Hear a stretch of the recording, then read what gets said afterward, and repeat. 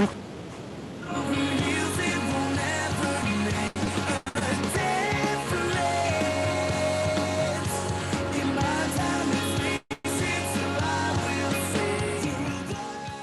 into WLOY, Loyola Radio, streaming online at WLOY and Campus TV channel 111.1. You're listening to After the Whistle, Loyola's premier sports talk radio show, airing every Monday from 3 to 4 p.m.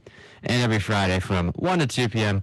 Welcome into another Monday edition of the show. I am your host, Jeffrey Bonzi, alongside my other co-host, Jimmy Cody. Jimmy, how's it going today? Jeff, I'm pissed.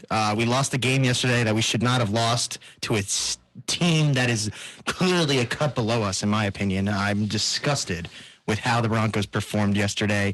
I'm so pissed at Melvin Gordon. Javonte Williams is now hurt. It was an absolute Randy Gregory also got hurt.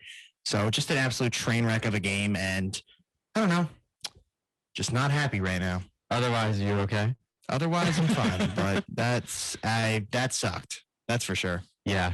Well, don't worry. We're not going to talk about that right now, so you can save your anger for later in the show. We're going to open up with the Sunday night game first. We're going to recap all of the Week 4 games that happened yesterday. And preview later. But yeah, we're going to start between the camp. Pretty much a pretty easy win for Kansas City, I thought. They pretty much cruised to a 41-31 win.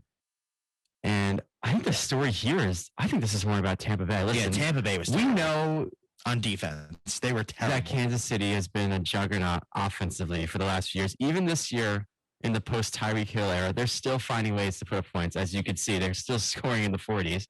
But yeah, I agree, Jimmy. This is about Tampa Bay. And 3 rushing yards, or I don't know what the deal is. I mean, they didn't have a terrible night in the air. I mean, Brady threw for 385 and 3 touchdowns. Like, that's pretty good. No, but a lot of that came late. The offense was not good to start. Yeah. By the time it found any sort of groove, it felt like the defense had already let the game gone away. This defense for Tampa Bay has problems getting off the field on third down because they did the same thing against the Packers. And you know what it is? It's not so much that it's really the pass, because Mahomes is very good off schedule. You saw by that one touchdown. Yeah, and we saw that yesterday. And he was good off schedules, off the schedule on the off schedule plays. But when they ran the ball, that's when they were the most effective. Isaiah Pacheco was pretty good, pretty efficient. There was one point in the game where it was almost like 6 yards a carry the Bucs were giving up. There was no way the Bucs should be giving up 6 yards a carry with their defense. They got Devin White. They got Shaq Barrett, among others. They have a loaded defense. That should not happen. Not good at all. They also have they still have David, I believe, too. But just the team, it just did not perform on the defensive side of the ball. And also, I don't want to raise concern about Brady, but he doesn't look the same. No, he doesn't. He does not look as good. I don't know if it's the Giselle stuff. I don't know if it's him just maybe being old, but he does not look the same. Now, he can totally turn that around. We have seen this so many times, and I am never going to write this guy off. But he has not looked good. I mean, there's times where balls are overthrown, underthrown. There's miscommunication. He doesn't feel pressure in the pocket. I mean, it was not a great game. And I understand the offensive line's a little banged up there. But the offense as a whole was just, I thought, never really was in sync. And look, we're saying that, but they still put up 31 points, which shows us the potential that they could have as an offense. And I think we expected it, especially, Jeff. They had every guy there. They had Julio. They had Godwin. They had Mike Evans. There's no excuse. You know what I mean? Yeah. They just got down, I think, by too big of a margin where they could overcome it, because you can't do that against Kansas City. And how about that first play of the game? Yeah, that was a killer. Killer. It was an easy touchdown for Kansas City. They were up 7-0 before you even blinked. Well, I brought up the rushing from Tampa Bay in that game. They only ran the ball 6 times. Yeah. Now, I get that you're down and you can't really run the ball, but why don't you do it early on? Well, they were ineffective when they did run the ball. It wasn't really that great. They didn't really work the ball to Fournette all that much. I mean, he had 3 carries for -3 yards. Yeah, it was not great. He had some nice, decent passing catches, but you're right, Jeff. There was no balance in their offense, and I think that's part of the reason that the Chiefs were so easily able to stop them is because you knew it was a pass every time. Yeah, and I think on the flip side for the Chiefs, they were really spreading the ball around. I mean, Clyde Edwards-Helaire had 19 carries. Pacheco, you mentioned earlier, he had 11 carries. And then Rutgers, baby. Yeah. Rutgers Scarlet Knights, Yeah. baby. Another one in the NFL. Scarlet Knights Belichick finds them. Now Andy Reid. And then in the air, Kelsey had 9 catches. Valdez Scantling had 3 catches. Juju Smith-Schuster had 5 catches. I mean, they're just spreading it around. Yeah, I mean, it was a little bit of everybody who had a big game for them. And that's what you want to see out of their offense. And I'm sorry, they look like the clear-cut team in the AFC West. I mean, after that game last night, I mean, I don't think any of the other 3 teams are anywhere near them. If Kansas City plays like that on offense, I mean, they're going to run away with this division. Yeah, and I guess you might have a chance because you're talking about the AFC West. I mean, the Chargers, we know, can put up points. Yeah, but then they can't stop anybody. That's the thing. How are they going to stop the If Chiefs? Kansas City's putting up 40, Yeah. I don't know. Yeah, it's the same. Every team has too many things to overcome, and the Chiefs look like a well-oiled machine in Week 4. Yeah. And they look like the Colts game seems like a long-lost memory at I this was gonna point bring that up. after the drumming that they put on Tampa Bay and Tom Brady last night. Yeah. I almost said Tampa Bay. Tampa Bay. Yeah, Tampa Bay. Tampa Bay. Yeah, well, unfortunately for Tampa Bay, they have some work to do. They have a lot of work to do, and for them, it doesn't really get that much easier because they got to go against the Falcons, who are low key kind of playing not bad. They of course lost Cordero Patterson to IR, short-term IR. But you know what? I mean, Kansas City's got a quick turnaround. They have a division game against a team that's not playing that bad. So I don't know. It'll be interesting to see. As for the Chiefs, on the other hand, they play the Raiders next week. Yeah, Monday Night Football. Hopefully the Raiders can win. Doubt that happens, though. I'm sure the Raiders will go out and march on the Chiefs logo again like last year so that it could be another drumming. But, and guess what? Kansas City is actually 7-point favorites in that game against the Raiders. That's a lot. I'm actually surprised by that, I must say. But that's next week. So let's move on to the other. Anything else that you wanted to add onto this game? Besides that, it was a mess for Tampa Bay and Kansas City. Kansas City's the best team ever, and Tampa Bay looked terrible. That's basically what you got from this. I mean, yeah, Kansas City looks like the offense that we all know them to be. We all know and hate. Tampa Bay. I'm not too concerned about Tampa Bay.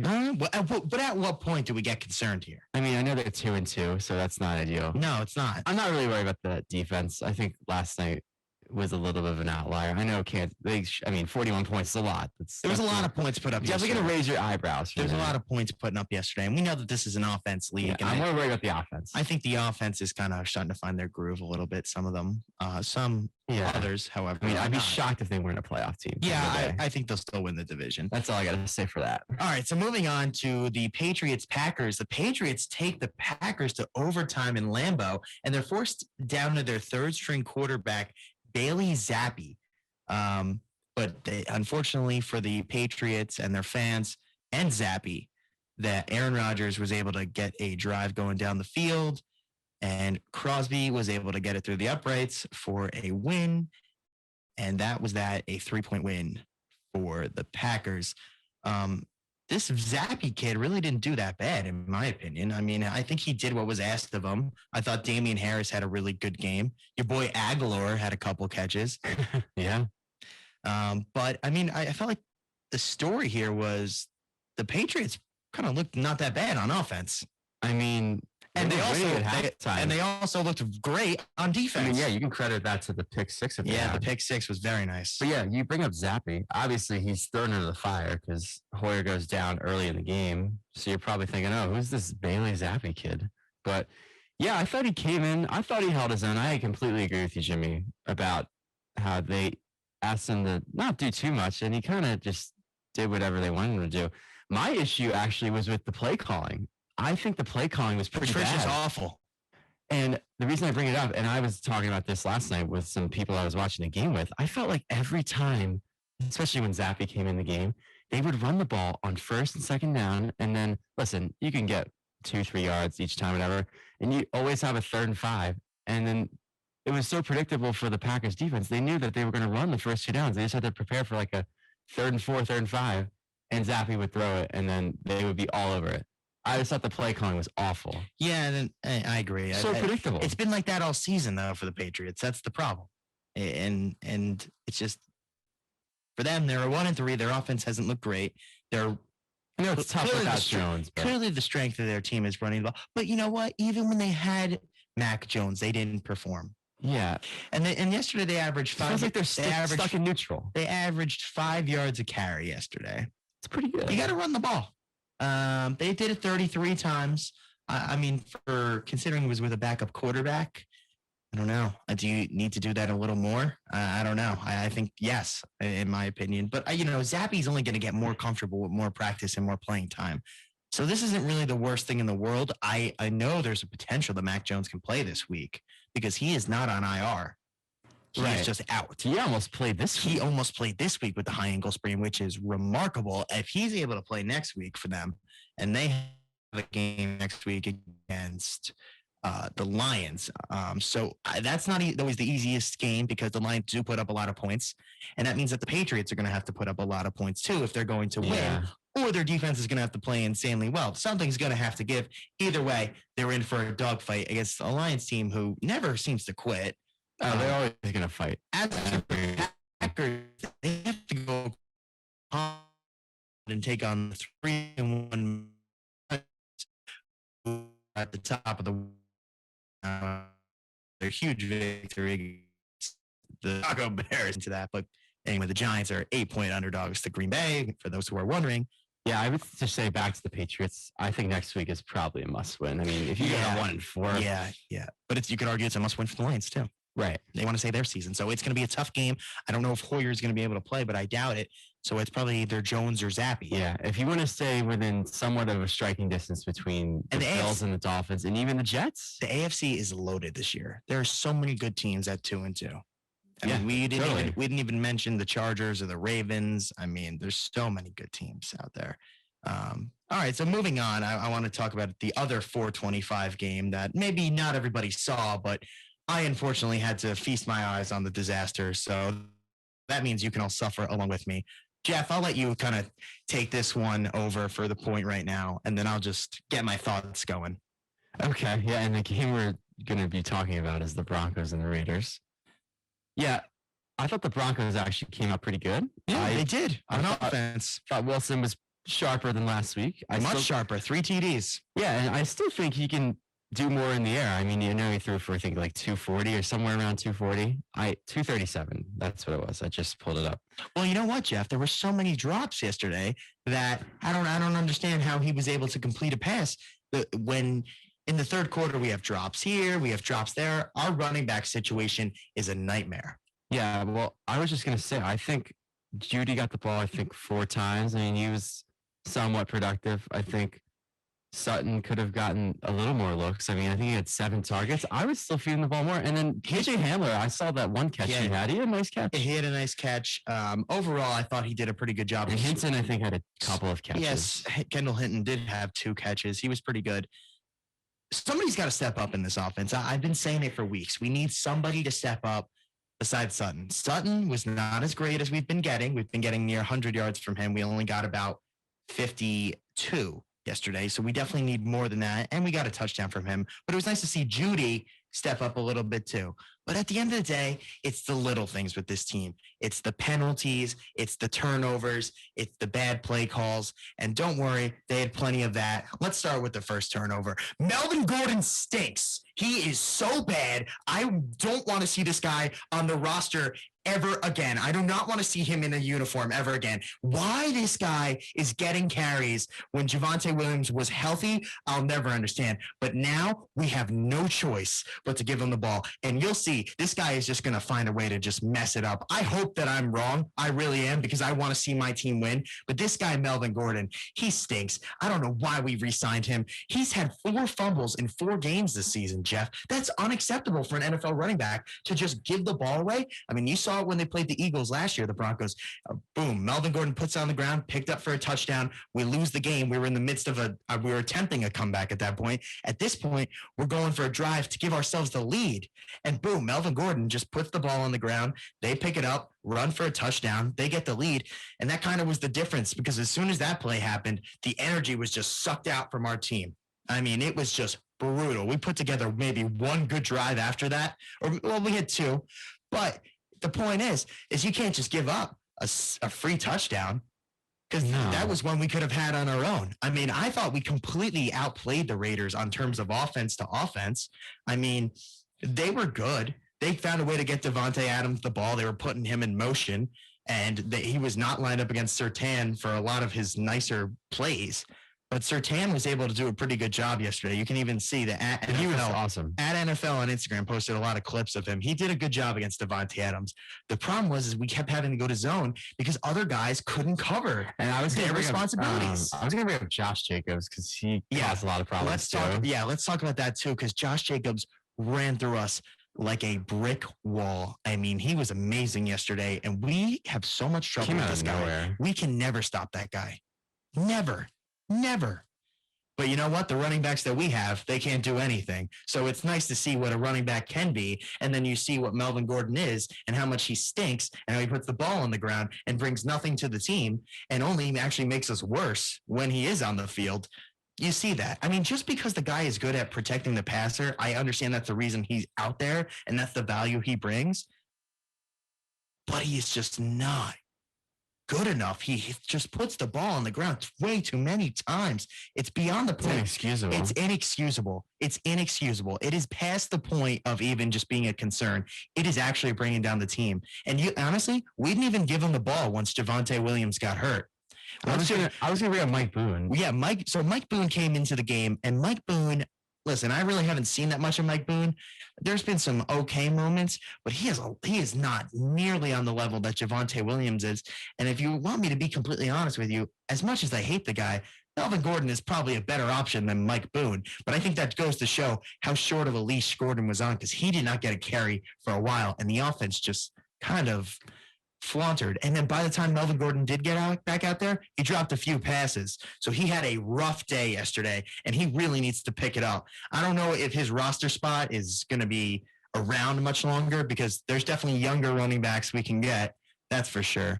I mean, I wish Philip Lindsay was still on the team. That's for sure. He never fumbled and has still never fumbled in his career. God, I miss that guy. I mean, Melvin, you stink. I just want to make sure that is said. I have hated this guy from the moment I watched him play. He is just always just been a problem for us. I mean, he has never stepped up to the plate and delivered. He has always failed.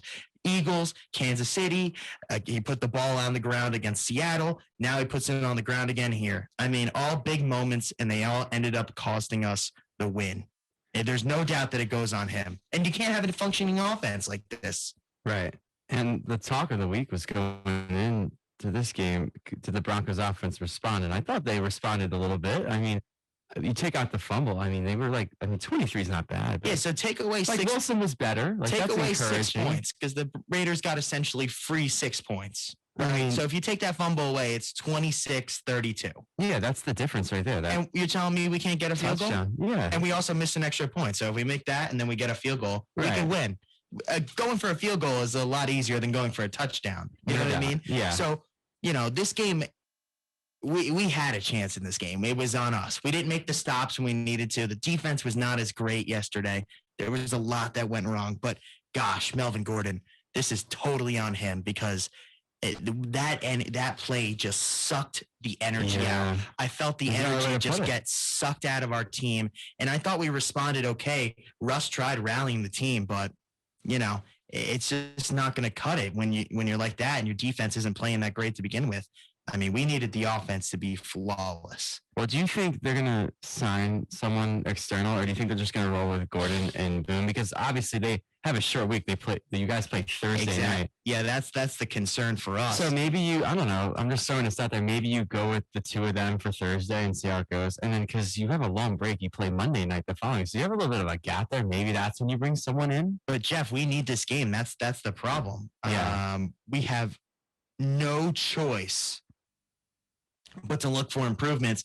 And listen, I'll say this right now. I actually have a crazy idea. And listen, it's going to sound crazy, but our punt returner yesterday, I don't know if people saw the game, but he had two very nice punt returns. One of them was about 54 yards. His name's Montreal Washington. Talked about him a few weeks ago. He's from Stanford. Get this guy the ball. I would rather see him as the running back. I was going to say, I watched him yesterday. Yeah, he's got talent. He's very fast. I think, honestly, if Hackett is the great offensive genius that he makes himself out to be, then maybe we'll get a little creative and start using this kid because he has talent, because Melvin Gordon clearly cannot be touching the ball because he's just the risk to fumble every single time, and it's costing the team games.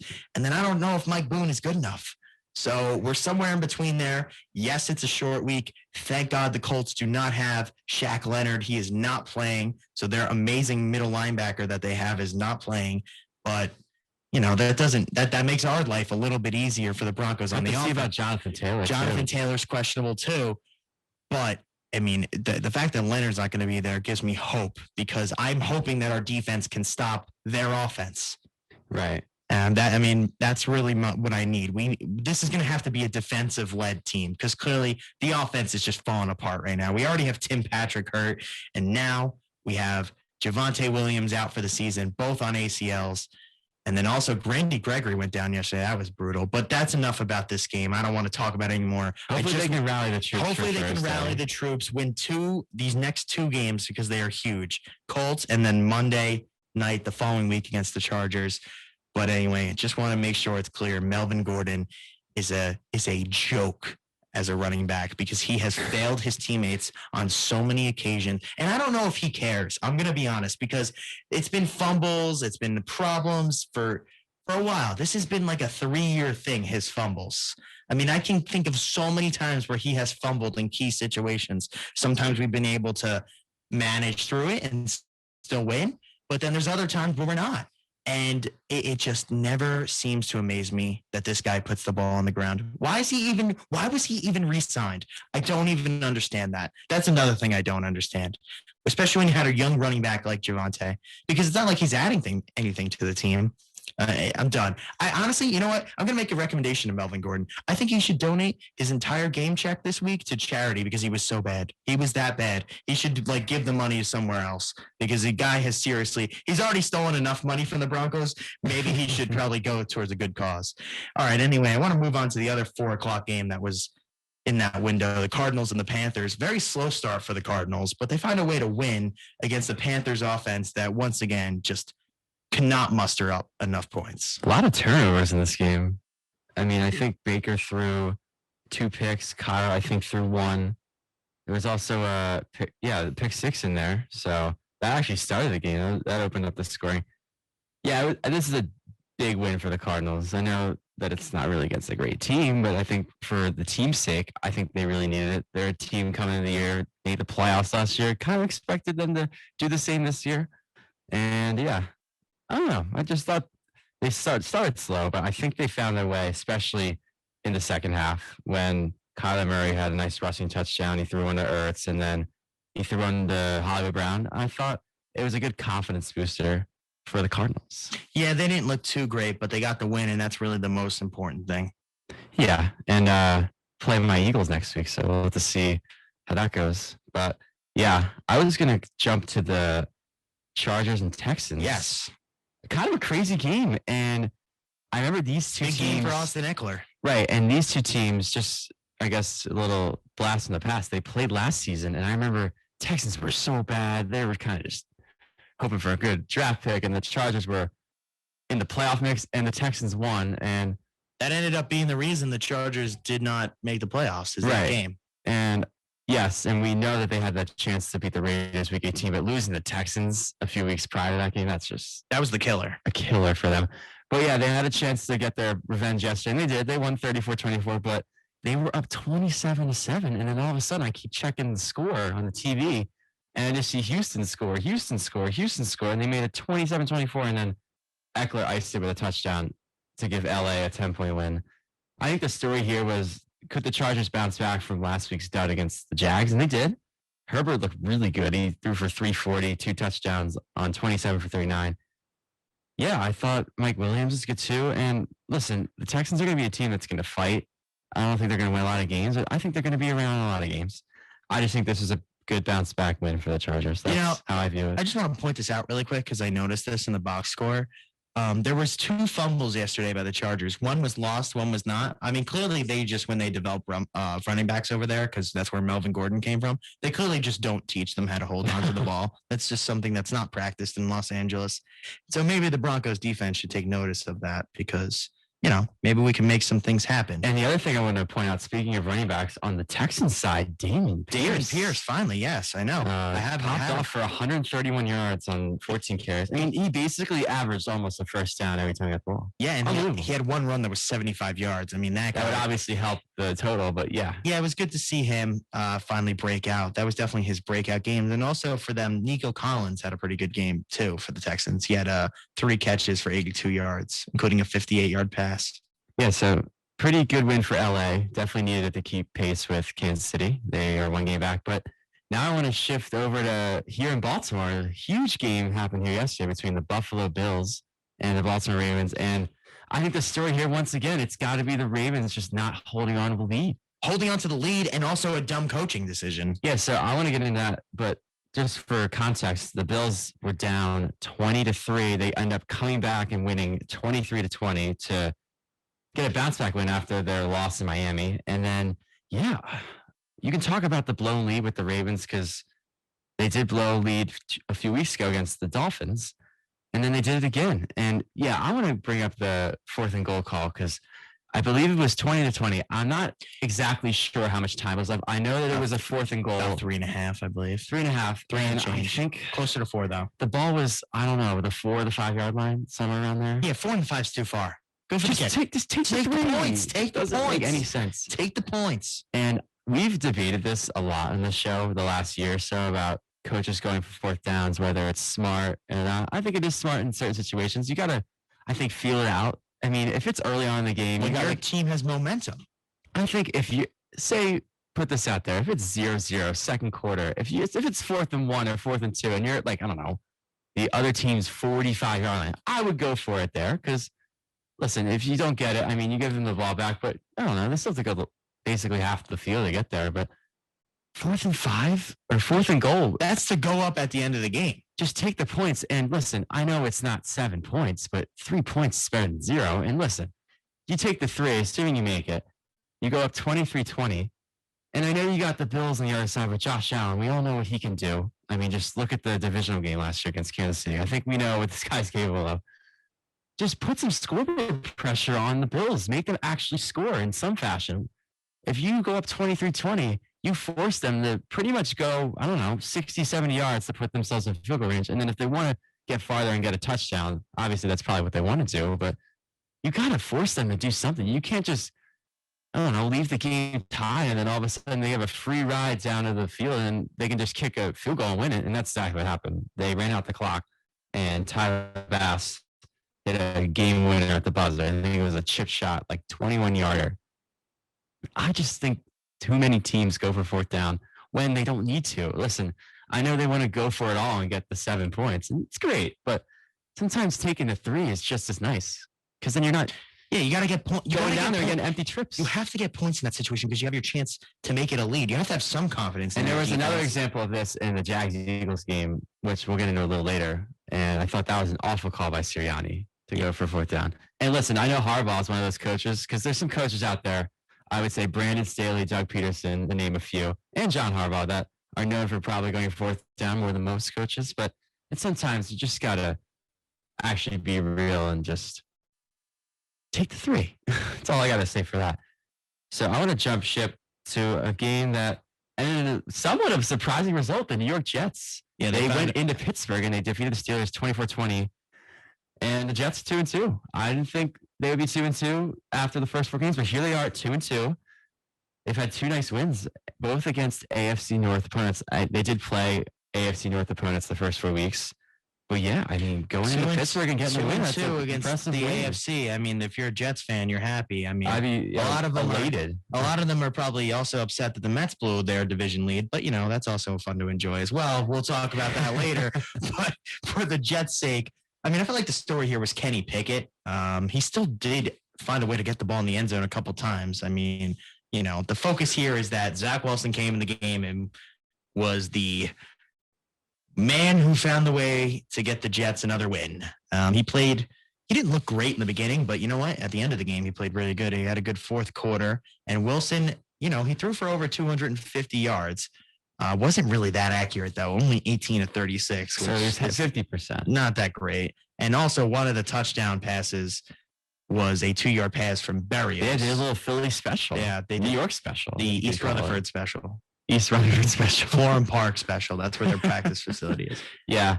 But that ended up what kind of was the difference. And also Kenny Pickett had a couple turnovers. One was at the end of the game. I felt bad. Actually, his first throw was a pick. Yeah, it was. I mean, kind of sucked for him on that first throw because it hit the guy right in the hands. Yeah, and then it ended up falling right into the Jets player. So yeah, not unlucky. Not exactly on him. I do think there is a lot of hope for Kenny Pickett. There's still a lot to be written about him. I mean, he was only through 13 passes. Right. So, and he got in the end zone twice. And he got in the end zone rushing twice. touchdown. And he got in the end zone twice. So I think there's definitely some hope. I mean, think about it. The Steelers, they were able to put up 20 points. The offense has not been putting up much. They got more out of him than they did Trubisky. So I think it's going to be Kenny Pickett going forward. And I think even if this season is kind of sacrificed for them, I think it's worth it. Yeah. As for the Jets, though, the focus has to be on the rest of the season because, I think things are kind of looking up for them. No doubt. They have a huge game against the Dolphins. If they can beat the Dolphins with Teddy B in there, and I don't think it's that crazy to think that the Jets could win this game. I actually think I might pick them to win the that Jets game. could really win this game. I'm going to be honest. As much as I hate to say that, just Teddy B is not good enough. He's nowhere near Tua. But I mean, it is still the Jets, so they have some very tough games coming up for their saying. I mean, they still in the next 4 weeks they play the Packers, the Broncos, and the Dolphins. So those are all good teams, as well as the Patriots. But those are all teams who have some expectations coming into the season. I will say though, I mean, 2-2, you got to be thrilled. If you're a Jets fan. Yeah, I mean, they're already at halfway through their win total from last season. Yeah, I mean, when the bar is so low, you can only, be excited with 2-2. Yeah, and I think the question for Zach Wilson is, listen, he can definitely make plays off schedule. We've seen him do that. I just think if he can actually make smart decisions, because there's a lot of times where he makes some really boneheaded throws. He really does. Yeah, I mean, listen, it's one thing when you're not getting protected by the line, you got to run for your life. But sometimes he's back there, and listen, whether his first or second reads on it, he'll just try to sling one in the tightest window possible. And he does it all the time. And whether it gets batted down or deflected, whatever, it's just sometimes you need to check the ball down and take like 3 or 4. And I actually thought he did that when he needed to down the stretch when they actually made the comeback. I thought he just checked the ball down, and the running back or the receiver would turn it into like a 6 or 7 yard game. I think that's what he needs to do more of. And also, too, I mean, everybody's acting like, gosh, Zach Wilson was amazing. I mean, the guy still had 2 picks in the game. Yeah, I guess he needs to clean that up, obviously. That's clear. A little bit of Winston vibes from him. Yeah. I mean, I guess the positive thing is he's not afraid to throw the ball. We know he's not afraid to put it where he wants to put it. It's just sometimes you got to check yourself and be like, okay, is this guy really open? Just, I don't know. You got to be a little more worried. But you know what? They got the win. It's all that matters in the end. They got the win. They're 2-2. They're coming home. They got a huge divisional game. And I like their chances. Dolphins will definitely be trying to bounce back too. But speaking of a New York team, I'm going to go to the other New York team who was at home yesterday, the New York Giants. Yeah, they win an ugly one, that's for sure. They took on the Chicago Bears. A matchup of 2-1 teams. I mean, could you believe that both of these teams were 2-1? No, I actually can't because I watched the game and they're both horrible. So the Giants won 20. The only good thing on the field yesterday was Saquon Barkley. Everybody else he was electric. A disaster. Yeah, I think the story here is just, listen, the Bears just don't have enough offensively. I think we know that. Hold on. let's talk about the quarterbacks. Just both of them are just absolutely miserable. I mean, Daniel Jones was able to put up 71 yards and had to run in 2 touchdowns. And then you have Fields, who he was 11 for 22. 11 for 22. And I mean, the crazy thing is, I know Jones was 8 for 13, so like that percentage is not bad, but 71 passing yards. 71 passing yards, yeah. That's what he finished the game with. And I know he was hurt in the fourth quarter, but still. I mean, there was one point where they had Saquon back there taking snaps at the end of the game. The end of that game was just horrible to watch. Yeah, it was really hard you to watch. You brought it up, though. You brought up Saquon Barkley. The point of this game is that the Giants had the best player in the field, and that was Saquon Barkley. And he played he like was it. himself. He He had to played do. like the old Saquon that we were accustomed to seeing before the injury concerns. Yep. Big win for them. They go to London to face Green Bay. We mentioned that earlier. Jeff, 31 carries, though.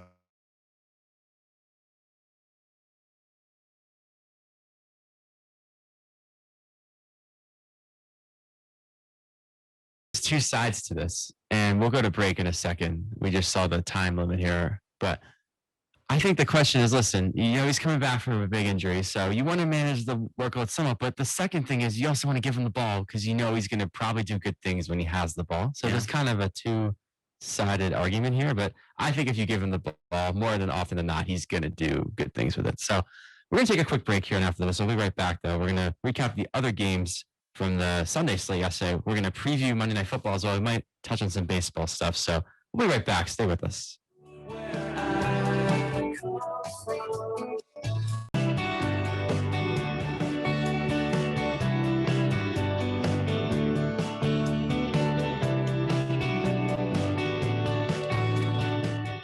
Welcome back to WLOY, Loyola Radio, streaming online at WLOY.org and Campus TV channel 111.1. You're listening to After the Whistle with Jimmy Cody and Jeffrey Bazzi. We were talking about some NFL games from yesterday, but now we're going to pick up right where we left off. We got some more games to discuss, and Jimmy, you want to take it away? Yeah, let's start off with your Eagles here. They took on the Jaguars, and they ended up winning 29-21, so it was a game that didn't really look great from the beginning there, Jeff. No. Including a pick six in the first quarter by Andre Cisco. That's a cool name, Andre Cisco. 59 yards. And then the Jaguars actually found themselves with another touchdown in the first quarter, 14-0. So tell me, when it was 14-0 Jaguars in the first quarter, I mean, how were you feeling there?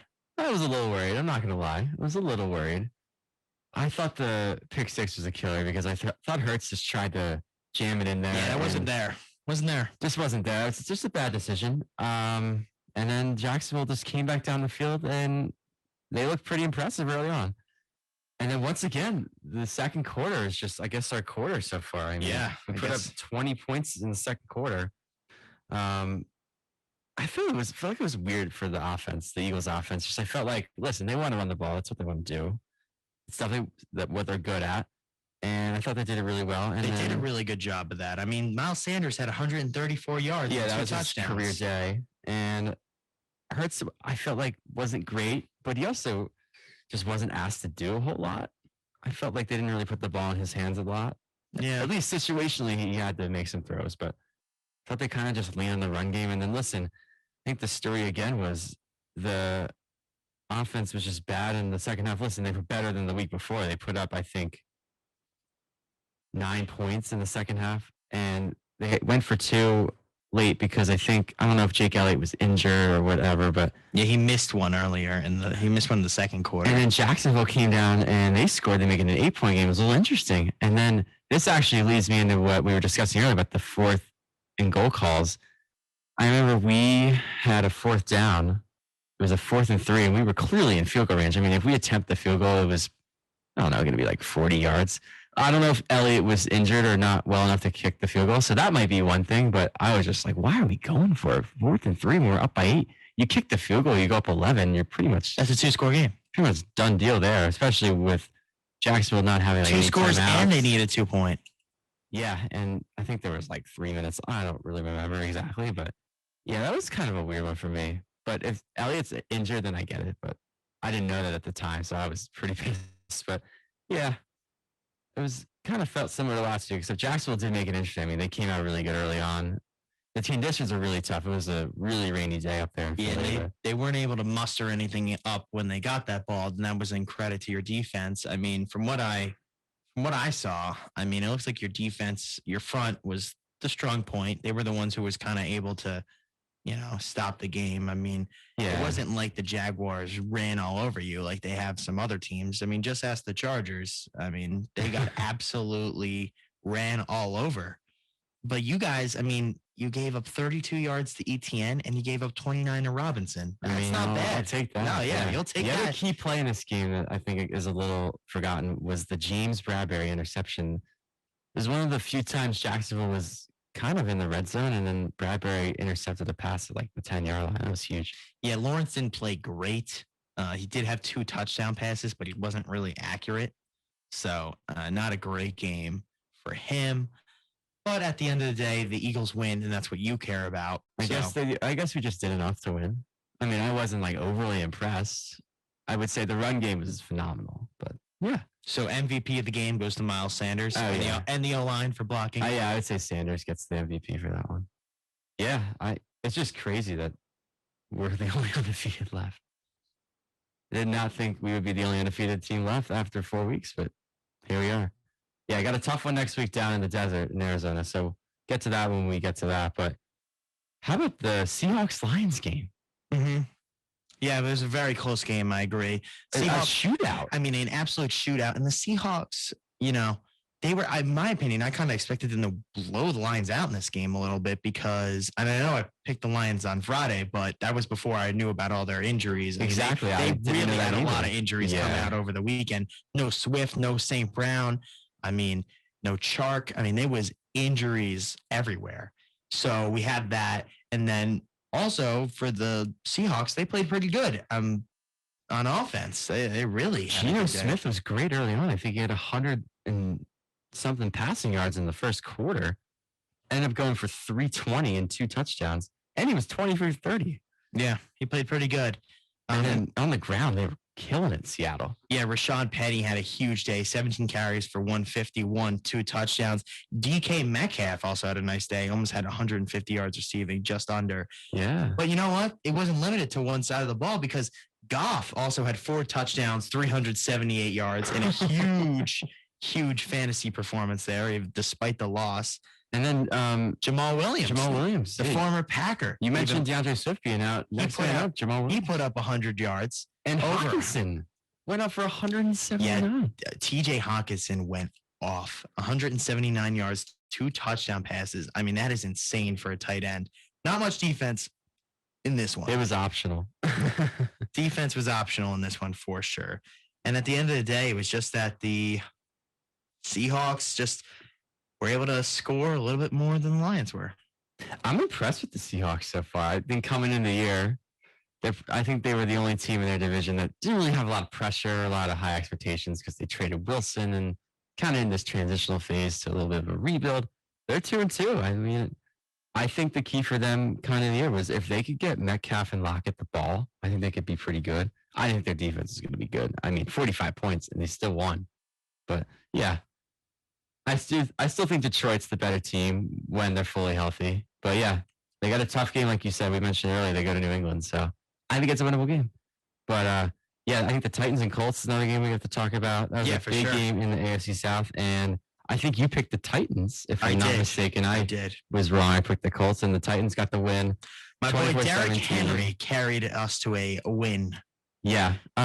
22 carries, 114 yards. I mean, not more you can ask for from that guy. So my question is, are the Titans like decent? Because listen, they were the 1 seed last year. So you would think coming in the year, I know they lost A.J. Brown and some others. They still got like a somewhat of a respectable defense. But their passing game is just so limited. That's the problem. It's like if they can control a game and get ahead and just continue to run the ball and control the clock, they can win games.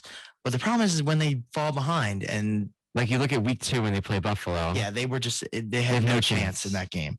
So are you going to get the Titans from, I don't know, weeks 3 and 4 where they beat Vegas, who's supposed to be pretty good, and then they beat the Colts, who are divisional rival? Or are you going to get weeks 1 and 2 and they play the Giants and they only put up 17 or 20 points and then they lay an egg in Buffalo? I just don't know which Titans are going to get. I just think it's very up and down for them.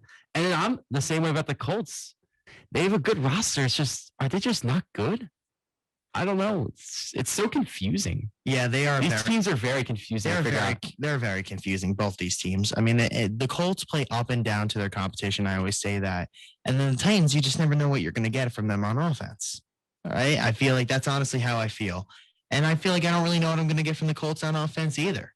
Just two teams who are just a mystery box. And that's why I feel like the AFC South, like the Jaguars do kind of have a chance. Because I don't feel like either of these teams is really, that great.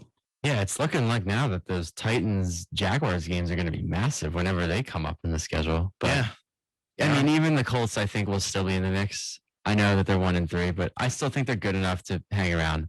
And for the Titans, actually, they play the Commanders next week, and then they have 2 weeks until they play the Colts. So they get their bye week in week 5, and then they play the Colts in week 6.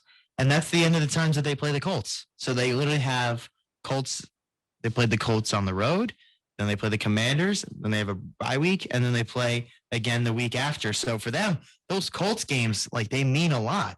And they still have the Texans games on their schedule. And then they do end up playing the Jaguars twice in the that home stretch. Those last 2 months, obviously, you have that 1 week in January, and then you have all those weeks in December. But they do play them twice. So there is some opportunity there for the Titans. And the Jaguars, yes. And the Jags.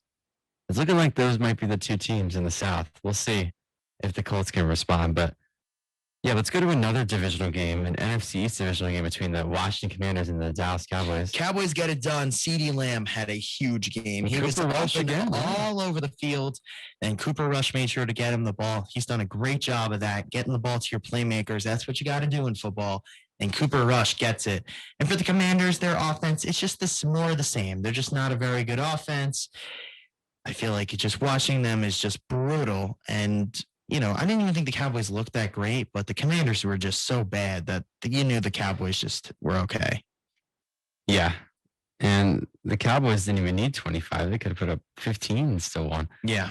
I think the question is, there's been reports about Dak Prescott coming back, maybe as early as next week when they go to LA. I wouldn't rush him back to play the Rams. No pun intended. Don't rush him back. I wouldn't rush him back, honestly, because I really feel like they're okay, kind of okay. And that's a huge game next week. That's going to be the 4:25 game on Fox, Cowboys Rams.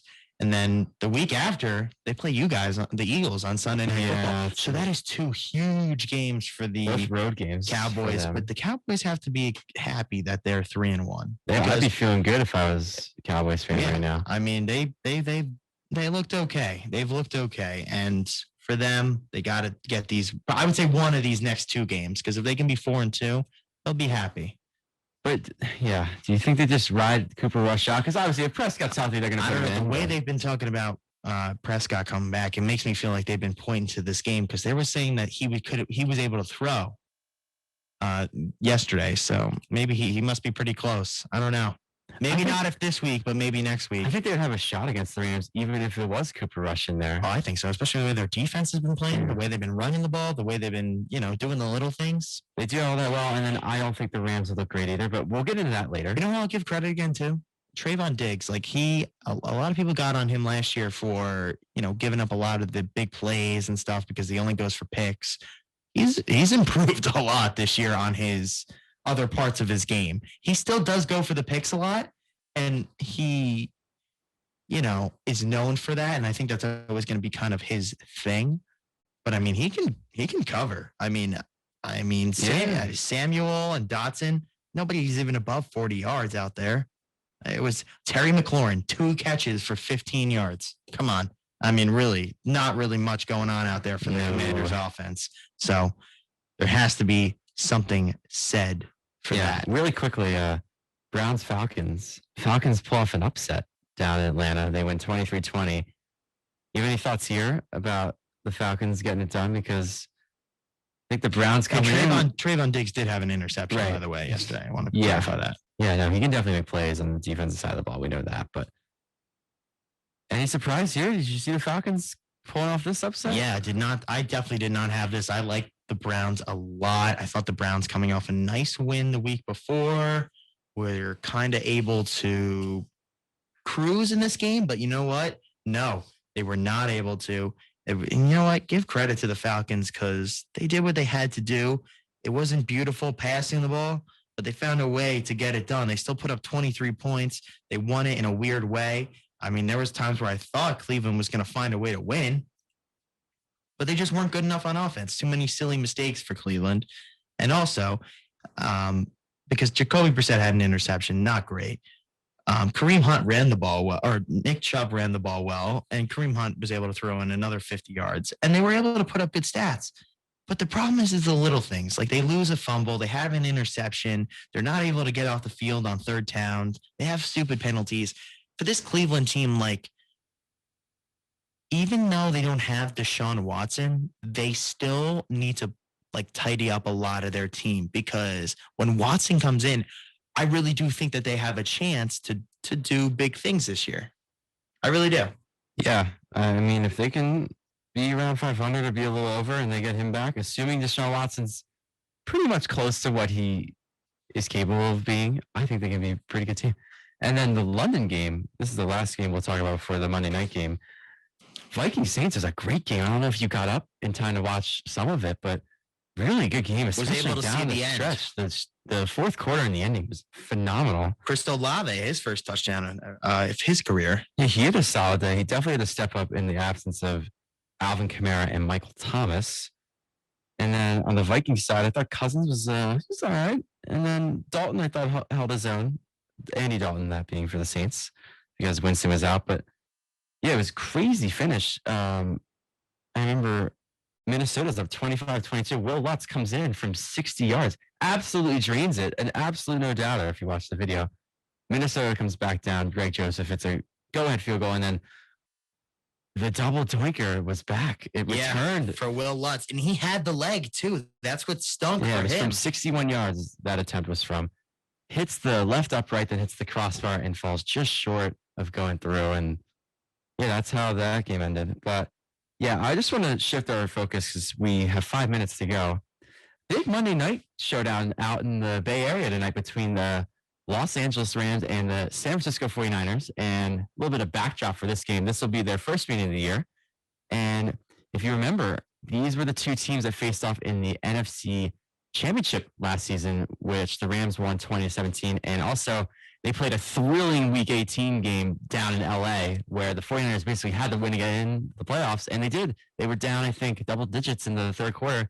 Jimmy G and the boys rallied for a win there. So coming to this game, I looked at it actually this morning. The 49ers have won, I believe, the last 6 regular season meetings between the Rams. And listen, the Rams have had more success as a team. Obviously, they're the defending champions, and they've made the playoffs more than the Niners have recently. But the Niners seem to have their number. And I think coming in this game, I think it's big for the Niners because obviously they're coming off a bad game, especially offensively, out in Denver last Sunday night. I know you're happy about that. But for the Rams, they haven't really looked like themselves, especially offensively. I think they're trying to find themselves. They had that pretty good week 2 performance against the Falcons, but week 1, 10 points against Buffalo. And then last week they put up 20 against Arizona. You probably expect a little more than that. But Jimmy, I was going to ask, what are your thoughts on tonight's game and who are you going to pick? Because I'll do my pick after you go, but I want to hear your thoughts. Well, this is tough because honestly, the Rams have some injuries on their O-line, so I'm not really sure how much I trust their offense. But the problem is I don't trust the 49ers either because they haven't played that great. And I'm a little concerned about both these teams. I think both these teams really do need a win. Either of them, I think a win would be huge. Whoever loses, I think is going to be kind of devastated. I can see the 49ers winning because they're at home and they do things right at home. They usually do protect home. And they also have, like you said, had the Rams number lately. And there is something to be said for that. They do play well against this team. It kind of seems like they have their number. Kyle Shanahan seems to just coach well against Sean McVay, have a good game plan. So I see a lot of people on the Niners. I kind of agree with that. I just don't know what it is. I don't think I can trust this Rams team right now.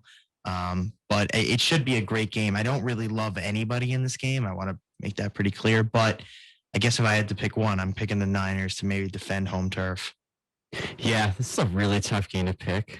I'm leaning the other way. I'm taking the Rams. I just think they're just going to put up enough points where I don't know. I just trust their offense a little more than the Niners. I trust their playmakers more. I like Cooper Cup. I like Stafford. I know Stafford hasn't been great at all. I just think that connection is really good. I think we're going to see a lot of it tonight. But I do love Debo Samuel and George Kittle. I just don't know if Jimmy G can get them the ball effectively, especially I think Jalen Ramsey will have something to say about that. So we'll see how that matchup turns out. I think that's very fascinating matchup to watch between him and Debo Samuel, probably, unless they get switched and Ayuk and Kittle or match up on him. But I don't know. It's a really tough game to pick because I actually love the 49ers, especially how they play. I think they have a great philosophy, just ground and pound, and then make Jimmy G do little 10-yard, 15-yard throws. Don't make him beat him with his arm. I think they do a good job of basically playing to his strengths. I don't know. I just trust the Rams a little more. I think their talent will override them a little bit, and I think they're going to squeak out like a 2-point win. I think it's going to be a really close game. I don't see a very, very high scoring, maybe like 21-18, 21-17. Yeah, it should be a close one for sure. We got a minute left. I just wanted to squeak in a little baseball mention here. The playoffs are starting Friday. All the spots are basically filled except the final spot in the NL between the Phillies and the Brewers. And also the NL East is down to the Mets and the Braves. The Braves are 2 games up. So more than likely the Braves are going to clinch the NL East, which is unbelievable considering they've been trailing the whole year. Yeah, it's pretty amazing collapse that the Mets were able to have this year. I mean, you knew they would just collapse at some point, and then officially it came in. And Yeah. I guess, for us Phillies and Yankees fans, we just got to find a way to enjoy this because, the Mets were this amazing team coming into the season, couldn't And be they beat. still are. They're Still a talented team, but I mean, the 2 best pitchers they have just went up against a team who's going to be in the playoffs. They might see them in the playoffs. Who knows? And they lost. And they didn't just lose. They got swept. Yes, that is the concern. They did not win 1 game against these guys, and that is not bode well for the playoffs, in my opinion, at all. It does not bode well for them at all.